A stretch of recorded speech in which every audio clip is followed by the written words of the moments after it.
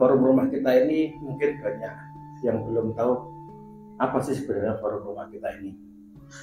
Kita sudah bersama Pak Rudi. Selamat siang Pak Rudi. Ya.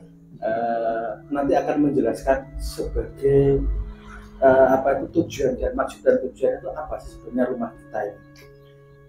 Banyak organisasi di Magetan, lembaga sosial yang berdiri di Kabupaten hampir 50 atau 70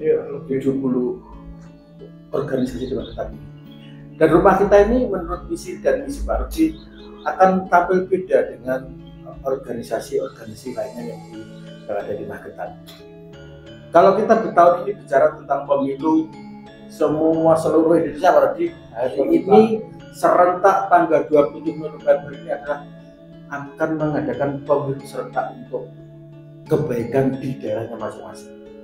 Kalau kita bicara pemilu, tidak lepas dengan partai politik dan politik itu adalah bagaimana organisasi itu mengadakan sebuah politik partai itu pasti akan menuju perubahan kemaslahatan untuk masyarakat.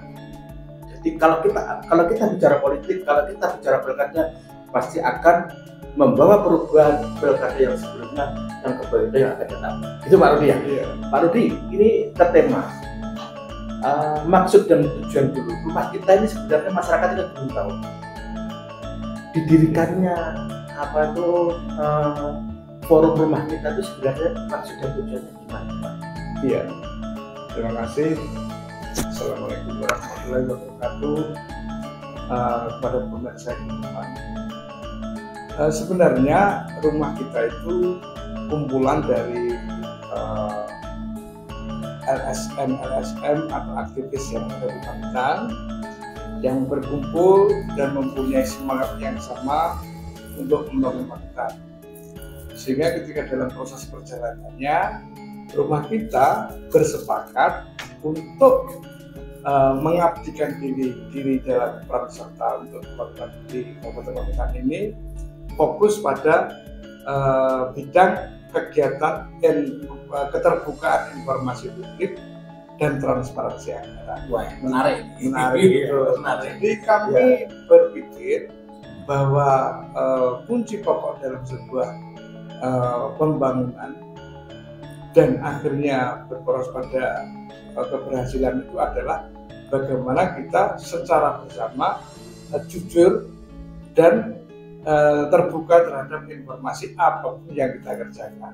Jadi pada intinya rumah kita ini nantinya akan berfokus bagaimana mentransformasikan itu informasi publik Pak. Iya, pada masyarakat.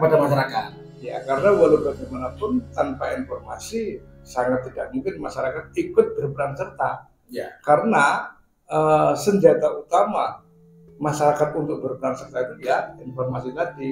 Tentu dalam hal ini informasi yang diolah, dikelola, didokumentasikan oleh badan publik ya. Betul sekali. Jadi apapun itu kita mendorong Pemkab Magetan melalui badan publik bagi yang ada di kesekretariatan daerah, ya. Ada kesekretariatan DPRD, OPD, sekolahan, kecamatan, kelurahan sampai pada BUMD.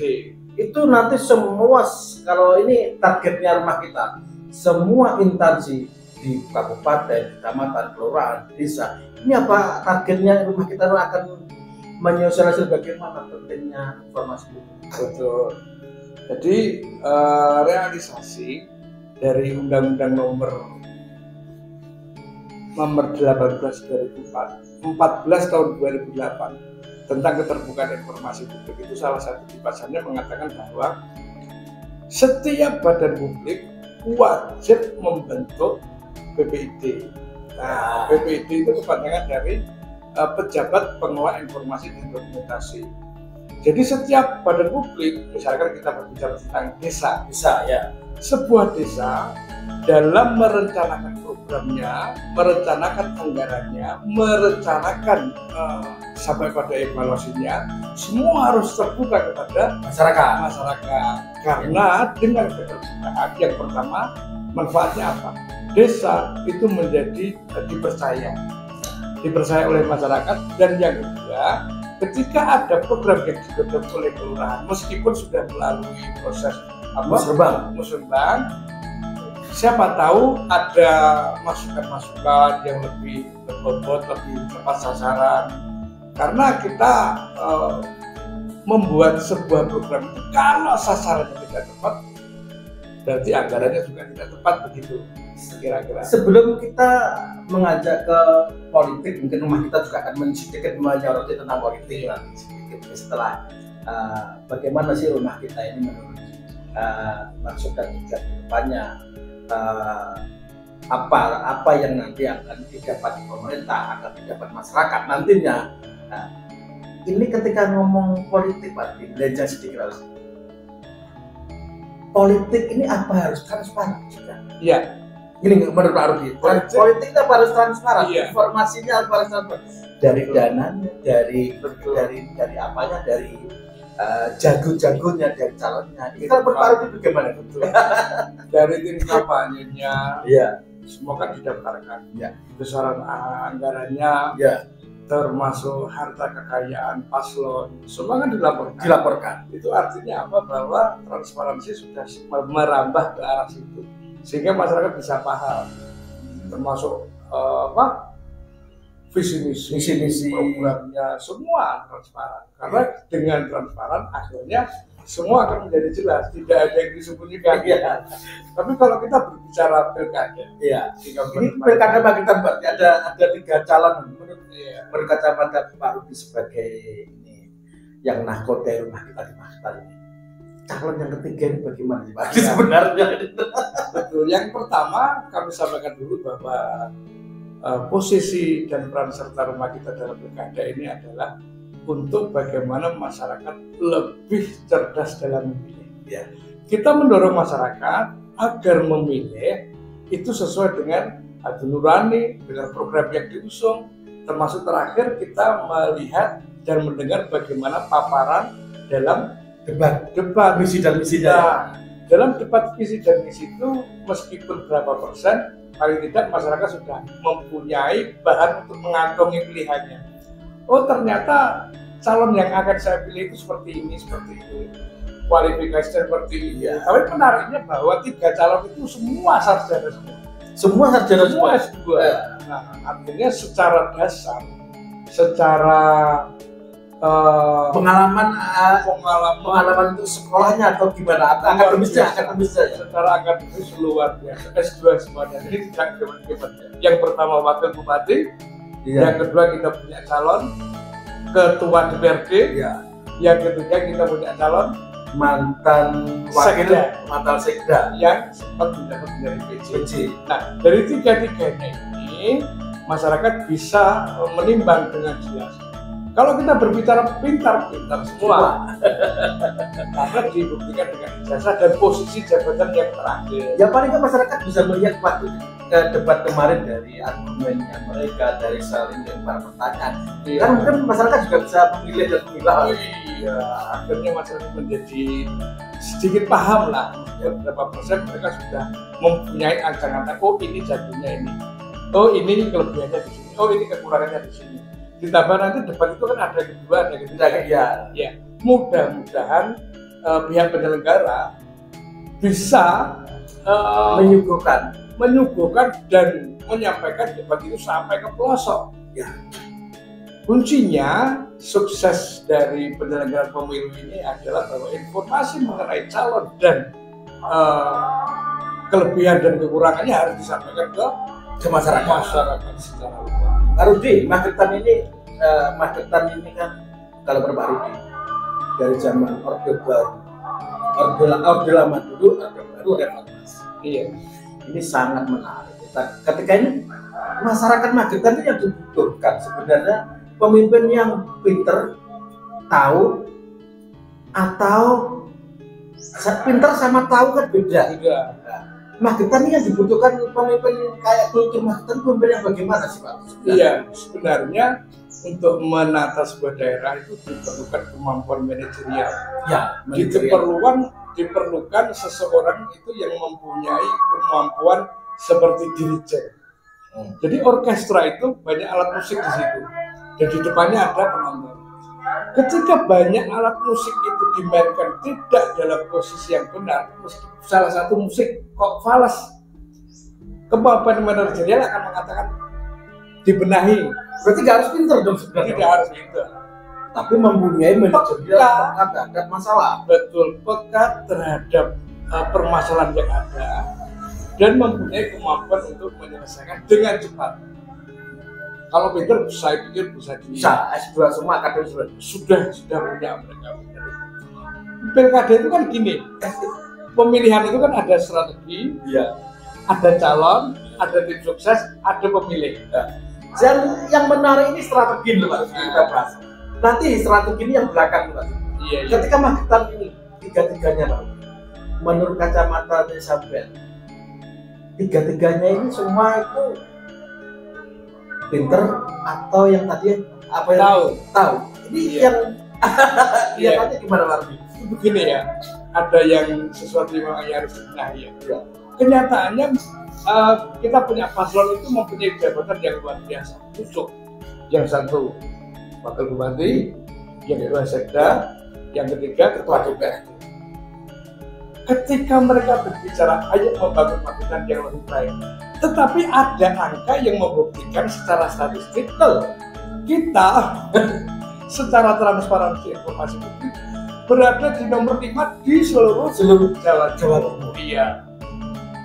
Kalau satu menyerang yang lain satunya, tuh kan sama-sama mempunyai posisi untuk membangun. Kenapa saling menyerang? Dan mereka juga pernah menjabat di legislatif dan di DKT.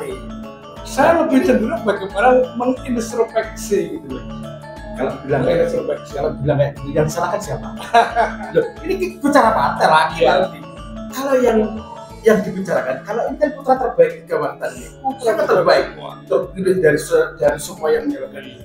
Kalau kita bicara kemarin semuanya pernah menjabat di Magetan, ngomong misi dan misi, padahal mereka sudah pernah melakukan. Iya. Kenapa tidak dilakukan kan gitu? Iya. Yang salah siapa? Yang salah pemilunya, bukan partainya. Bukan. Tadi begini berarti peran partai ini kan berarti memilih calon-calon ini memilih peran partai itu. Sebenarnya partai itu dalam hal ini adalah kunci utama untuk maju dalam pembangunan. Ya. Partai itu mempunyai tanggung jawab menyediakan potensi SDM-nya untuk bisa duduk dalam pemerintahan, baik itu di DPR maupun pejabat yang akan masuk dalam pemilu. Partai ini bertanggung jawab untuk menggodok, mengolah, sehingga memunculkan kader-kader yang nantinya layak dan pantas untuk memimpin dan membawa perubahan kepada otomatis. Nah sekarang kita tidak usah saling menyalahkan ya, introspeksi. Ya, introspeksi. Apakah partai sudah bekerja dengan benar dalam menyiapkan kadernya untuk memimpin Magetan? Itu pertanyaan besarnya. Makanya dari saya pertandingan Pak Rudi, ketika semua ini ketika debat kemarin saling menyalahkan, ini yang salah yang bertanggung jawab siapa? Iya. Ketika nanti jadi duduk menjadi bupati tidak bisa mengimplementasikan program ini yang salah siapa? Kan harusnya dari awal bagaimana partai ini berkata menyiapkan ini sosok yang bagus untuk itu. Nah, ketika ngomong gitu Pak Rudi, sudah ada debat, sudah ada politik, sudah ada strategi Pak. Iya. Saya kemarin diundang sama Pak Ben, media Pak Ben itu apa? Magetan Center, bicara tentang strategi politik kepada Magetan. Bukan semuanya. Kalau menyikapi strategi Pak Rudi, menurut Pak Rudi sendiri, ada bilang strategi money politik. Yeah. Ada strategi boros. Yeah. Ini tidak bisa dihindarkan dari segi ekonomi. Menurut Pak Rudi itu tidak bisa dihindarkan dari pemilu ini. Menurut Pak Rudi bagaimana? Iya, orang mengatakan bahwa politik uang dalam pemilu itu sudah budaya. Dan kalau saya mengatakan atas nama rumah kita bukan kejahatan. Kejahatan. menurut analisa kajian dari berbagai perguruan tinggi, awal mula terjadinya korupsi adalah money politik dalam makroekonomi. Itu kunci ya, itu ya kunci. Kalau kita berbicara magetan yang lebih baik, tentu kita harus bisa menekan angka korupsi. Ya. Bagaimana cara menekan angka korupsi agar pembangunan lebih maksimal, menghasilkan pejabat yang memiliki kemampuan pelayanan lebih optimal? Dimulai dari sekarang, dari memilih ini.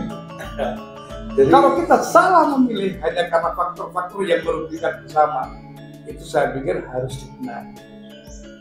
Gitu. Ketika ngomong strategi politik dan harus dibenahi, money politik ini harus kalau bisa hilang.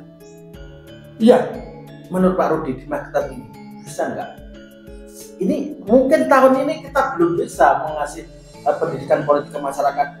Ini loh calon singapit, misi singapit. Tapi masyarakat kita kan belum tahu pendidikan politik itu. Kalau menurut Pak Rudi gimana nih? Ini ada sesuatu yang aneh.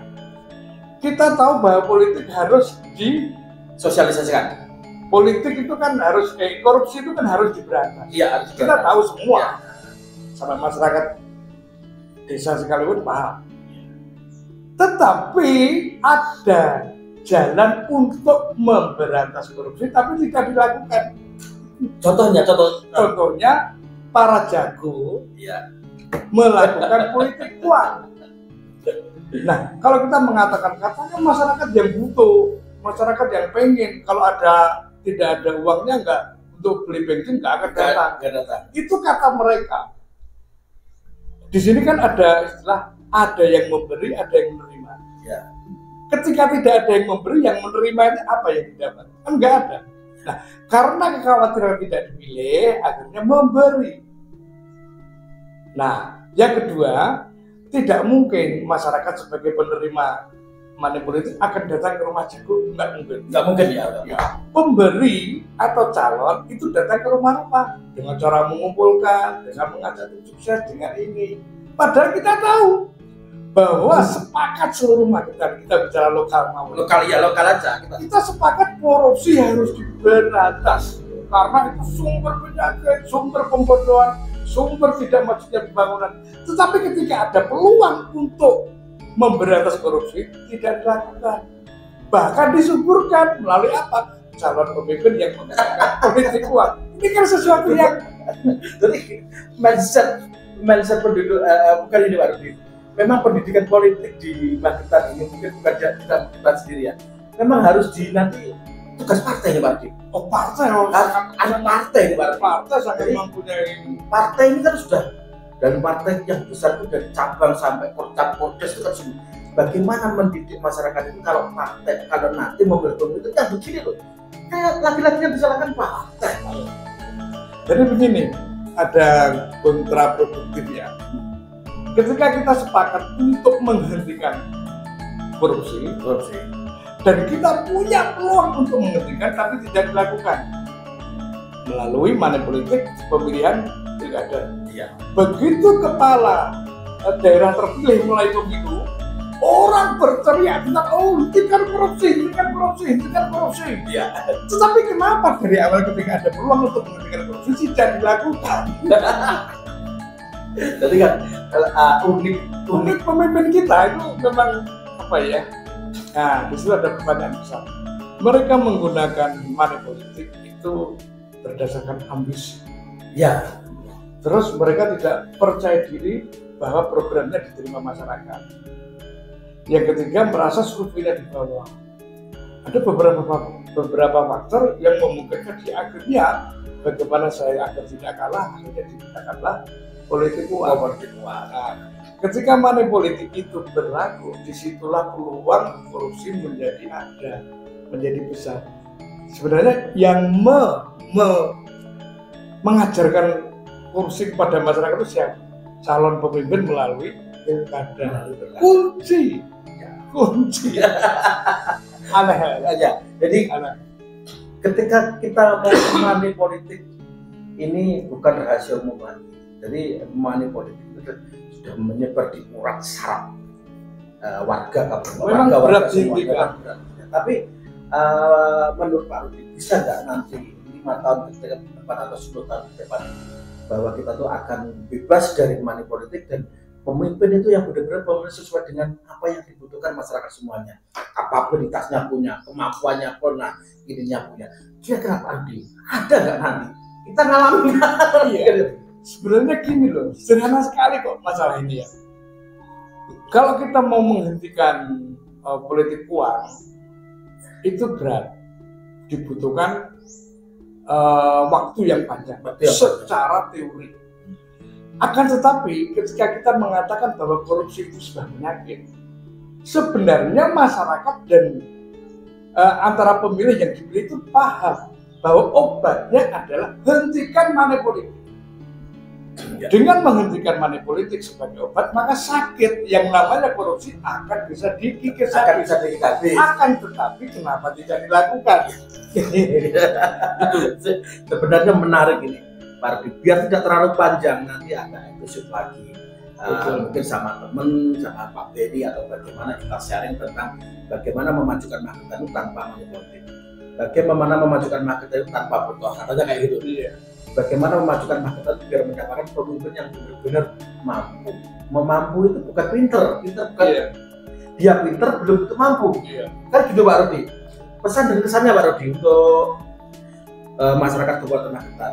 Ketika nanti tanggal 27 November ini, apa yang diharapkan untuk calon sendiri sama pemilih sendiri Pak Rudi? Moga Pak Rudi. Iya. Mudah-mudahan ke depan kita memiliki pemimpin yang bisa diharapkan masyarakat.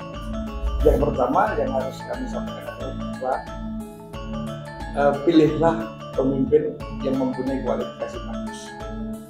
Yang kedua, rekam jejaknya. Yang ketiga, jangan pernah menerima uang yang akhirnya akan diarahkan untuk memilih calon tersebut. Yang berikutnya, ini paling penting, Bawaslu harus optimal.